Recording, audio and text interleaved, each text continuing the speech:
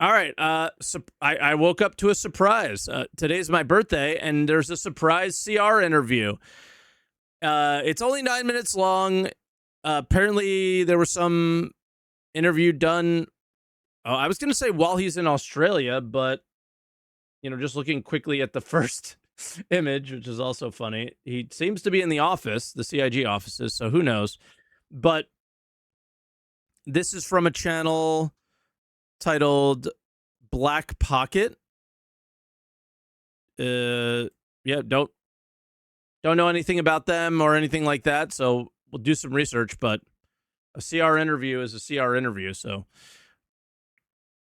what is he going to say? I have no idea. This is a complete surprise to me. I would say that Star Citizen was unfinished business. Are we just going to go into the history? That's what it sounds like. I think when we launched in 2012, it was a different time in the internet. I think it That's true. Was unfinished business? It still is. was more hopeful, more optimistic, less cynical. I think one of the major problems with doing something that's as long-term as Star Citizen and as big and as ambitious as Star Citizen is if you're part of the community and you see us, because we do updates, the community video updates, we show them what we're doing, we have roadmaps. In terms of, I think, being a developer that shares and is open, I think we sort of set the standard, and I think when we started in 2012, that was one of the things that we did first that a lot of other people didn't. So we had all this yeah, and a lot of other people are doing that and pissing off their communities as openness, well. Which I think if you know it, you're like, oh yeah, this is a real game. But if you don't, and you've just said, wasn't that something that got crowdfunded like all those years ago, you may be a bit skeptical because you don't. I mean, I generally find that. I mean, I run into people that say, oh, I backed that like 12 years ago. Is it done yet? I'm like, you can play it now if you want. You look at the videos. I mean, you got. No. They asked if it was done yet. They asked if it was done yet, and done means that can I start playing it? Those two things are different.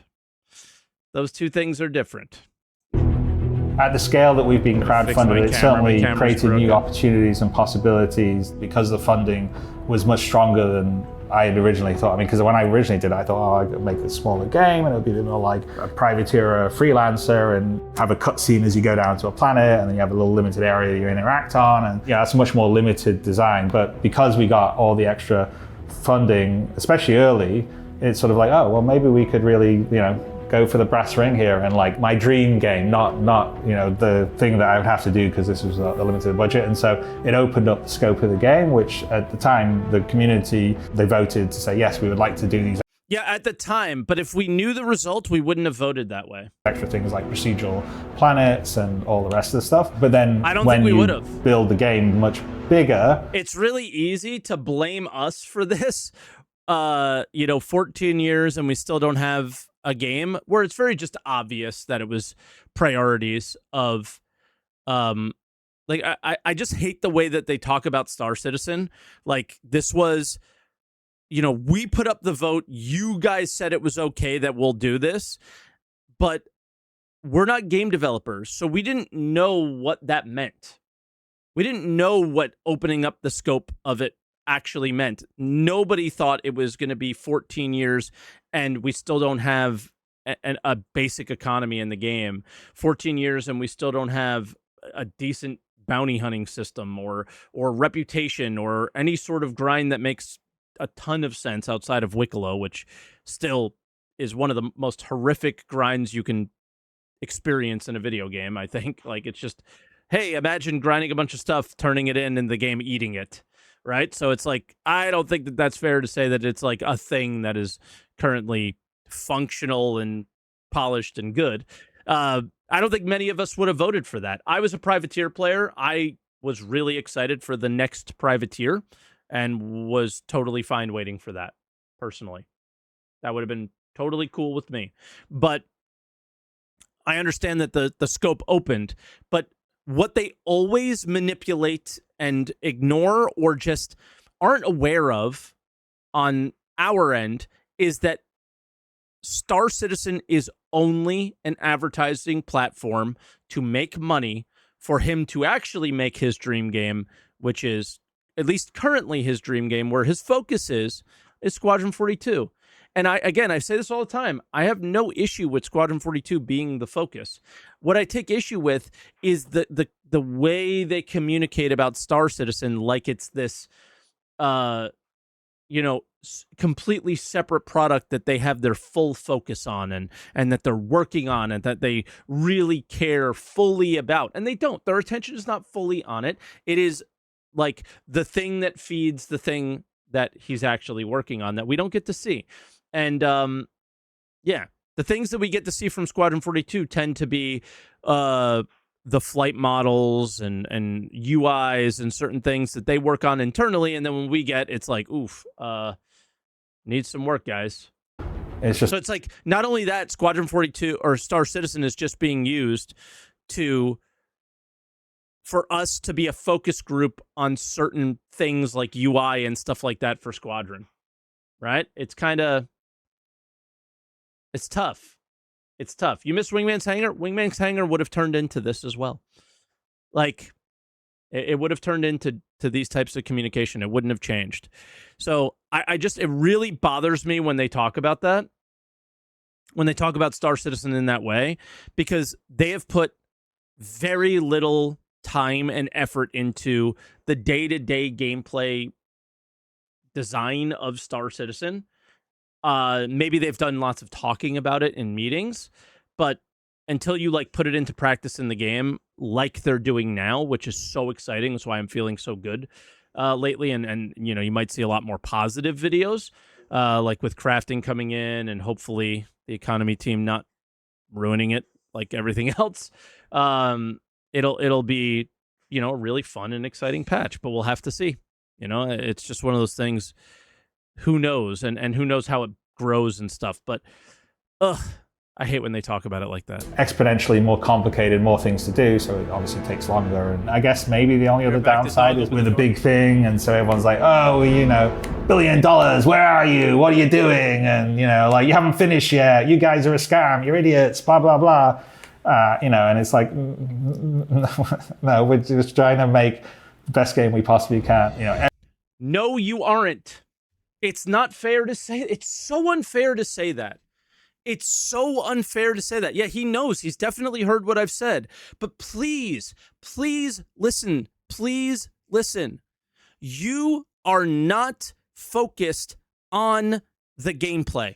You are not focused on what we do in the sandbox. You are not focused on building a reputation system. It is so unfair to say that when you get up on stage in 2023, show a reputation like rewards on the screen, and the first time you are actually delivering a reputation-based reward kind of is possibly now in 4.7 with the blueprints, which again, I am so excited to see what is actually in the 4.7 PTU, because now think about it, guys. Just think for a second here how it kind of interesting and exciting this is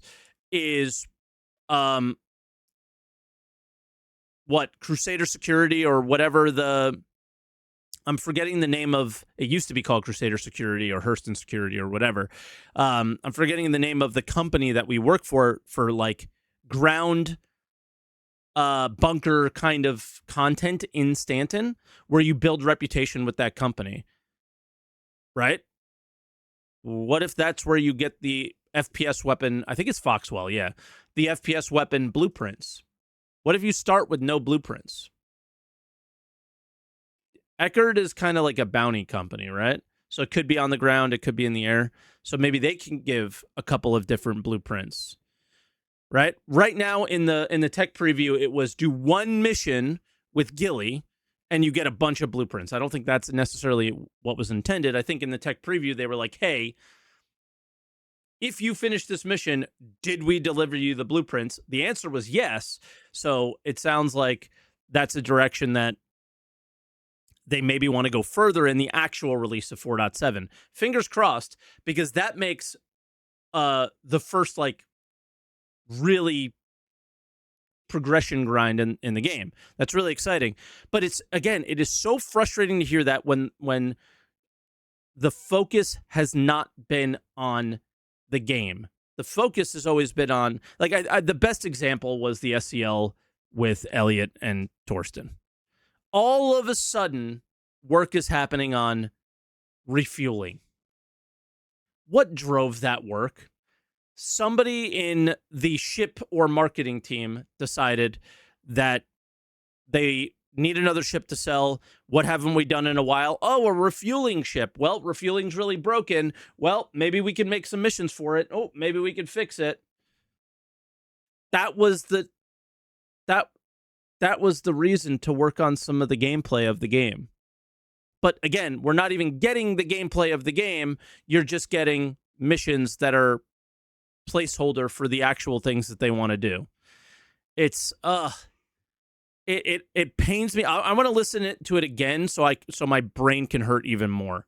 So everyone's like, oh, $1 billion, where are you? What are you doing? And, like, you haven't finished yet. You guys are a scam. You're idiots, blah, blah, blah. New sound on the channel, by the way. And it's like, it pains no, me. we're just trying to make the best game we possibly can. Everyone at Cloud Imperium loves what they do, and they're working really. Yeah, I do think that they're trying to make the best game they possibly can. Squadron 42. I think they're trying to make Squadron 42 the best they possibly can. I think they're trying to maintain our interest in Star Citizen, so they are able to make Squadron 42. And that's okay. I wish they were just honest about it. That's all. It's actually okay to do that. It's hard to make 2 games at one time, I imagine. Hard to get everything finished as quickly as they possibly can.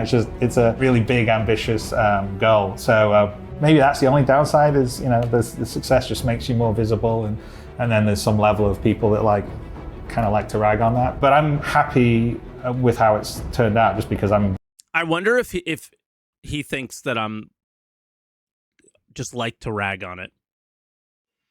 I don't. I hate to rag on it. Do you know how good it felt to talk about the crafting tech preview and have nearly nothing bad to say? It felt so good. It felt so good to be happy. And then you get the SCL with Elliot, and it was the obvious missions to do were just to deliver to the space stations and keep them refueled. And then have that actually mean something, where a space station can run out of fuel and then people can't refuel there.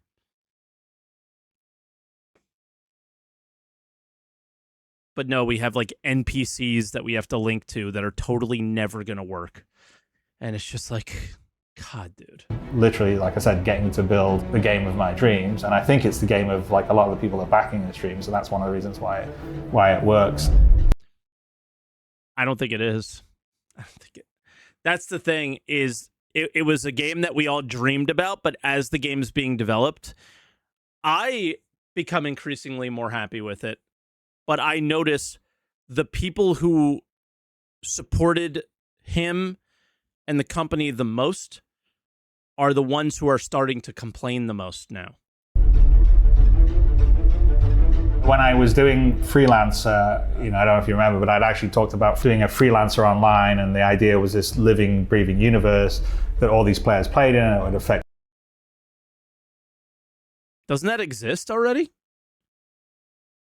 The community made it. The economy and do everything. And it was sort of when Ultima Online was taking off, and there is an online version of Freelancer that you can play, and I think modders keep it alive, and it's pretty cool. But what Star Citizen is now is sort of the ultimate evolution of that. It's the dream of the fully realized, detailed universe that you can go do anything with, millions of other people. And that is the ultimate goal for Star Citizen, and was sort of the keep Ultima Online out of your mouth if you're going to do this dynamic economy bullshit where you control every price and nobody has any control over the price. Original vision. Don't you dare say that unless you're going to. Much the same way that I think Squadron 42, that we're just in the process of finishing off now, is the ultimate version of how I would do a wing commander with resources that you wouldn't normally get. And let me tell you something, boys. I got nothing bad to say about anything I have seen from Squadron so far. Nothing. It is exactly what I expected it to be. Exactly. New Idris? No, none of this stuff is new footage. This is a They're not getting anything exclusive here other than the interview, from what I can see.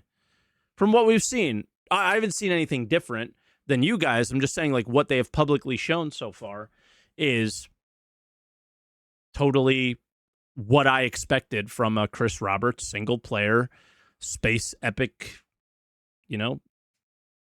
military game or whatever, the Wing Commander series. This is, when they say this is the spiritual successor, it absolutely looks that way to me. Actually, really quite looking forward to people playing the game, because there's been a lot of work to make the sort of story and the game basically seamless in how it goes in and out. It's very fluid. Star Citizen has high fidelity, but Squadron takes it to another level, because we know it's much more limited in terms of like set pieces and epic action. Those are absolutely like handcrafted and beautiful. And for me, it's my love letter to all the movies that I like grew up with. I hope people like it like much as I do, and how much I have fun making it. As long as the story isn't horrible. So one of the biggest things that. And the thing is like, I'm not one of those people that is going to critique the story and wish it went any other way. When I consume media, like movies and TV shows, I just consume them, and I just watch them, and I just take it in, and I can't see a world where I don't enjoy the story side of Star Citizen, unless it's just absolutely horrendous for some reason. It makes no sense. Unless it's like, what was the really bad Star Wars TV show that just had like really bad acting, weird choices? It was the more recent one that everybody was dunking on. Obi-Wan? No, Acolyte. Yeah. Acolyte was like, I just didn't enjoy any of it. It was just not enjoyable, and I was really excited to learn about that era of. Can you narrow it down a bit more? I was really excited to learn about that era of Star Wars, the Old Republic era, but it was like the end of the Old Republic era instead of the actual Old Republic era, and it was just like not for me, and I just didn't enjoy it. Right? That was like one of the few bits of media in my entire life that I've consumed that I just couldn't sit there and enjoy it. No, I don't think about woke or lib, or I'm not political. I don't think in that way. I am not like that at all. I don't think in that way whatsoever. And I think you guys spend too much time on the internet and think in that way. But I just didn't enjoy the story. I thought the way they took, I don't know, you watch Star Wars as a kid, and it was like the Jedi are the Jedi, and it's like they just made the Jedi look cringe and weird, and yeah, it was just like bad acting, and it just wasn't fun. So I just hated it. But yeah, takes its time. As we've had systems. I'm not gonna talk about that kind of stuff ever. I never talk about that kind of stuff in my content because I don't think you guys are mature enough. Yeah, and then Skeleton Crew was awesome, and it was like a kid show, and I just enjoyed it. We wrote years ago when people were thinking, the game's not going to need all this, and then we got to go, okay, that system's not good enough. We need to refactor the system so it scales better when there's a lot of players. So we want to have as big as possible player environments and the highest concurrency. So we don't quite know what the ceiling is going to be, but with dynamic, it allows us to be much more flexible, because we can dynamically spin up more and more servers to sort of collapse down the servers taking care of people. So, I mean, the goal is to have 10,000 plus people in a shard or an instance. Right? When he says instance, that is very weird. Shard, because an instance is like a smaller thing, right? I don't think we're going to be doing a 10,000 ship battle. You can't even really do that in EVE Online. So that's not a thing that... just ignore that. It was a weird way of saying it. The Shard, which is like U.S. West, they want 10,000 people in U.S. West. I think that is a fantastic thing to hear if that is their goal. If that is, I think, a good number. EVE Online is about 30,000 people concurrently playing at any given time. If an NA server had 10,000 people on it, with the limited star systems that we have,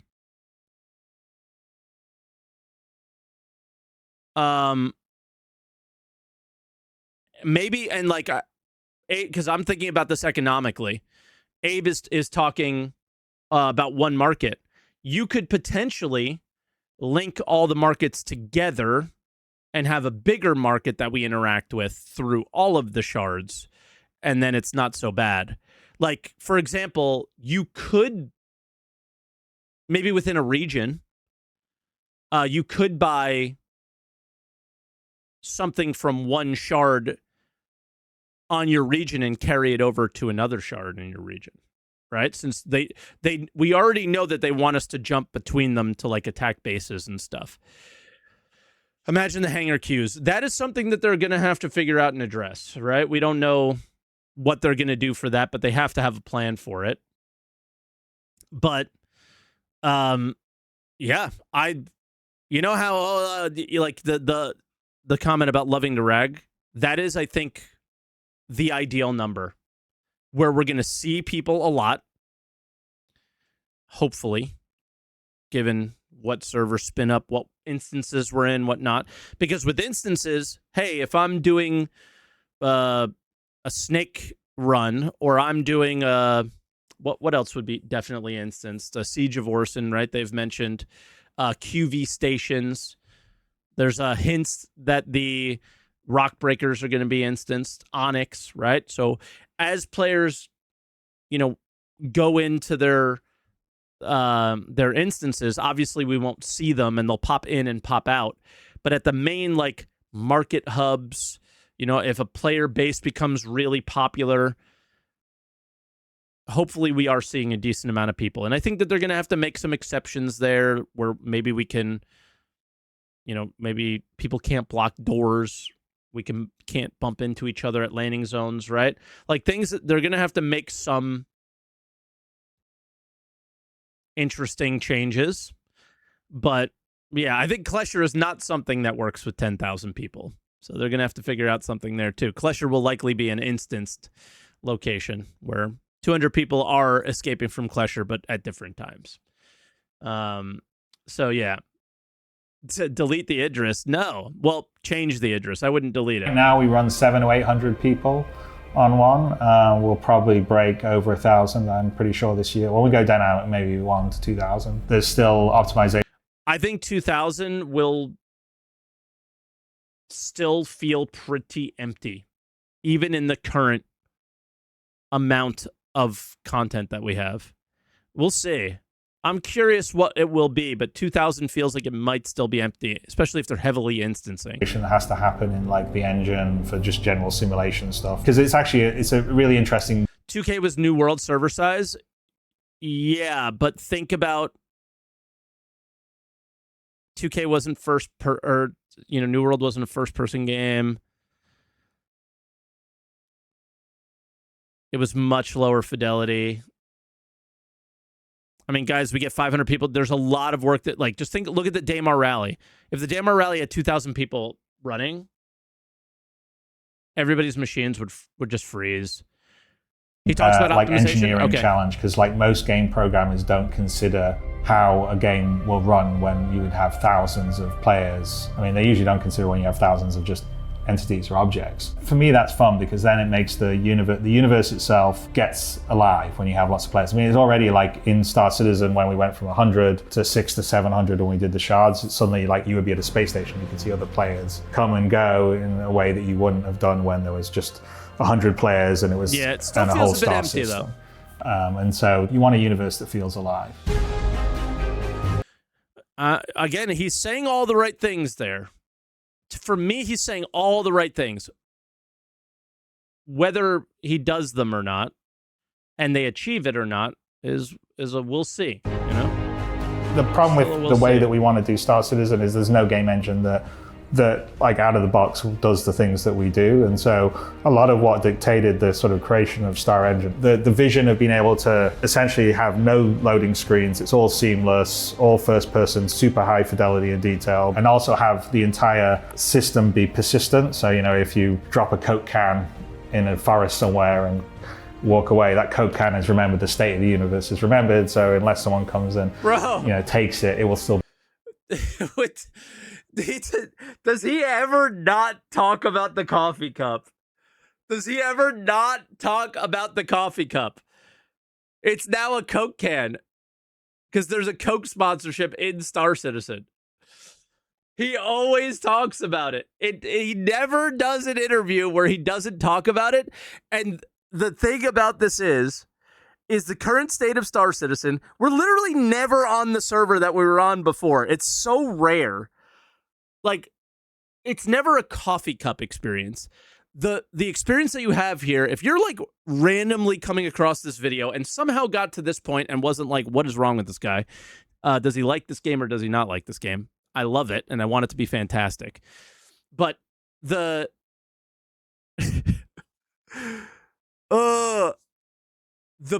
closest that we get to this, and this is very cool, is when you randomly end up in the same shard, because we don't get to choose what shard we're in, like most multiplayer experiences. I'm not going to call them MMOs. MMOs, you obviously choose the shard you're in, and that character progression only exists in that shard, right?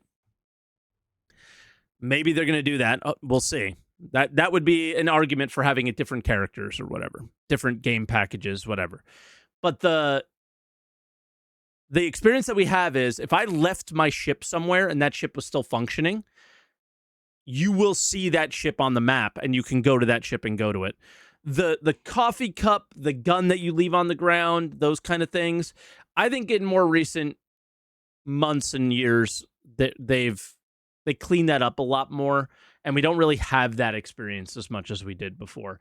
But oh my goodness, chat, is this not a soundbite gold mine? Be there if you came back even in a month's time or whatever. Having the tech to sort of do that at that scale, we just couldn't get it in Unreal, you couldn't get it in CryEngine, you couldn't get it in any, so we had to build all that. That's one of the biggest reasons of the length and the time and the cost of the project. And I personally think in terms of like a game experience, because when you actually get in and experience sort of the freedom that allows you, the sense of you can go anywhere and it's there and it's real. I see a lot of people play, you know, despite all the bugs and all the issues I've got, Star Citizen gives me a sense of freedom that way that I don't get in any other game, and that's enabled by that technology.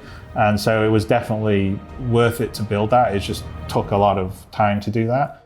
Besides just building something of the scale of Star Citizen, scaling a company to be able to do that is also it's you know, it's like a separate game. You know, so you know, we're now about 1,000 people around the world. We've got This is the LA studio, guys. The studio's not there anymore. 4 studios. That's very different than when you started and you only had a few people working on it, and then it's 20 and then 50. It becomes a big challenge just because it's such a big project and there's so much to do. And then we also have the added complexity of it's a live game. So as we're working on it, people are playing it and we can't be breaking it. So it's sort of like working on the engine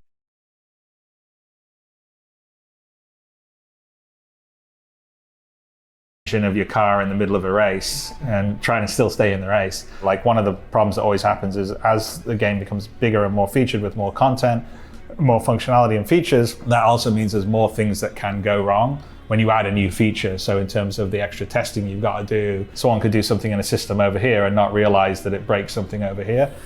So all that sort of ramps up as the game gets bigger and closer towards finish. I mean, I will say that Star Citizen is never going to stop being developed because it's a live product, so it's going to exist and we'll always be adding content. It will when you run out of money and nobody plays it if it's bad or something. It will finish, but the only way that he'll finish is if he has to close it. Content and functionality and features, it'll be a living product, but there is a... It's weird. I wish they never said it that way. They always try to explain like, guys, you always do updates to MMOs, but they always say never finished. And it just keeps adding to the meme of endless development. But when people talk about endless development with Star Citizen, is everybody just wants to know when the game servers officially launch and progress is saved forever. That's all people want to know. Our sort of version of 1.0 is what we would consider, okay, this is the sort of a set of features that describe the Star Citizen experience, and of course we'll add things in the future on top of this, but this is what we consider. It's not alpha anymore. This is the released game, so to speak. We outlined that 2 years ago at CitizenCon, and so that's what we're working towards. And so it was good to sort of finally sort of put a line in it and say, okay, these are all the things that we need to do. So everyone on the development side has a very focused goal for that, which is great. I mean, look, I started in the game industry in the mid 80s, and one of the things I always liked about it was sort of that feeling of being on the frontier and doing new stuff and stuff that you didn't think was possible. And so that's definitely what Star Citizen for me is. It's all like, well, can we really do everything at this detail and fidelity with thousands of players all? I think that ship was called the Saber, by the way. This one, if I remember correctly. Wing Commander Frogs. That was the Saber, right? Does it say it up there? Excalibur. Ah, okay. It's kind of Origin. I posted, I think the Heretic from Privateer 2, and it's got, anvil bones. And all the people that worked on the ship, I posted it on Twitter. And all of the guys who worked on the ship responded that they've never seen that specific ship before. But there is no way that... What was all that banging? It's my birthday today, so my wife is making mashed potatoes. We're having a nice lunch at her parents' house, and the dog keeps opening the door every time I close it. And so that's definitely what Star Citizen for me is. It's all like, well, can we really do everything at this detail and fidelity with thousands of players all concurrently online at the same time? And when we started, it was like, maybe not, but we've sort of stubbornly worked towards there, and still a lot of work, but it sort of feels like we're closer to the finish line than we are from the start line. What did he just say? The finish line, and sort of stubbornly work towards there, and still a lot of work, but it sort of feels like we're closer to the finish line than we are from the start line.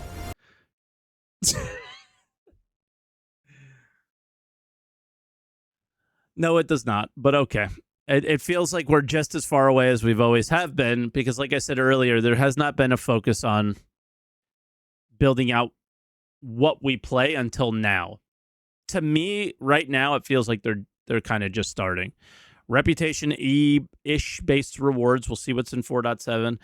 Crafting, the material quality. It's all things that, I log into the game. I don't have to interact with the mission system necessarily if I don't want to. I have tasks that exceed a moment in time. I think that's what's really important to be an MMO, is that not only when he mentions the game is never going to be finished, MMO gameplay also doesn't really have an end. So a task that you're doing is infinite. If, hey, I need to mine ore or something in a game. Well, what do you do with that ore? Your choice is either to sell it to make money for something that you spend on, and then the money that you spend disappears because you spent it and you need more, so you go out and mine again. Or inversely, or also you could mine and then craft with that item, use that item, it gets destroyed and you lose it, or you sell it, or you just don't have it anymore, so you need to repeat that cycle again. MMO gameplay is always repeating, never ending, but it goes in a circle where Star Citizens starts and stops, right? It's very much I did Hyperion, and they try to create a circle with the Wicklow stuff, but even then, once you have earned the Wicklow ships that you want, that gameplay now has ended. Where they have not developed ever the experience of the game that I'm playing doesn't end, right? The experiences that I'm having don't end. And they have done a great job of building the world that we can play that way, play in the game in that way. They've done an amazing job. Like, nobody has ever done anything better than this, in my opinion, that I've ever seen. But they have never created that, well, I have completed this task, there's just immediately another one in front of me, or it's something that I enjoy doing and there's, valid reasons to just keep going. Right? And then some of your tasks or rewards get deleted all the time because of LTP and things like that. So, yeah. CR is a fan of Argo. Actually, no, guys. As somebody who has a brother-in-law who is in the luxury, or was in the luxury world, that is not just your regular iWatch, that is a luxury iWatch from... we actually I have that watch somewhere in the house, or we did. My wife did. That is a Hermes iWatch or Apple Watch.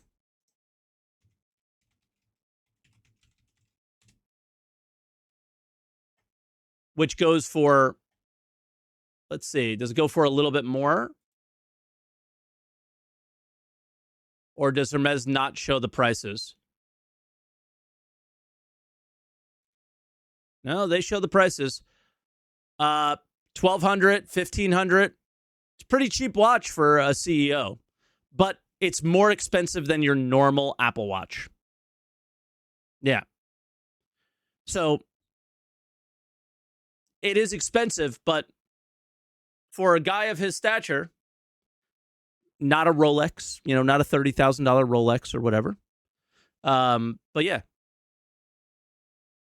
that band's kind of, it's just orange. It's just an orange band. It's a unique color from Hermes. That's the thing, is that orange is their orange. So it's really nice. That's a good thing to see. Not Steven Sharif probably had a Rolex on. That's all we got to say. Steven Sharif from Ashes of Creation probably had a fucking Rolex. You know what I mean? So this was not for me to speak lowly of him, but I also find the need to get a Hermes Apple Watch that has the exact same features as all the other Apple Watches, except for a unique band and a different face for triple the price or double the price. Always was weird. So still a waste of money, but not as much of a waste of money. But anyway, that was interesting. That was a very good springboard for me to be like, these are where my frustrations lie. It's in the way you communicate to us. And it frustrates me so much, the way you talk about Star Citizen versus the way you actually deal with it.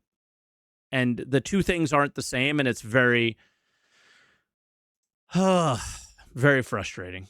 Very frustrating, but at the same time, I have more hope than I've had in a while, because it does feel like we're at the top of the mountain with a little snowball that hopefully they're about to roll down, and the momentum could potentially be happening towards actual gameplay in Star Citizen. At least for me, with crafting. I don't know how many people are interested in that, but to me, I feel like we're at the starting line, but the momentum is we just started, right? But it feels like we were at a standstill for 5 years.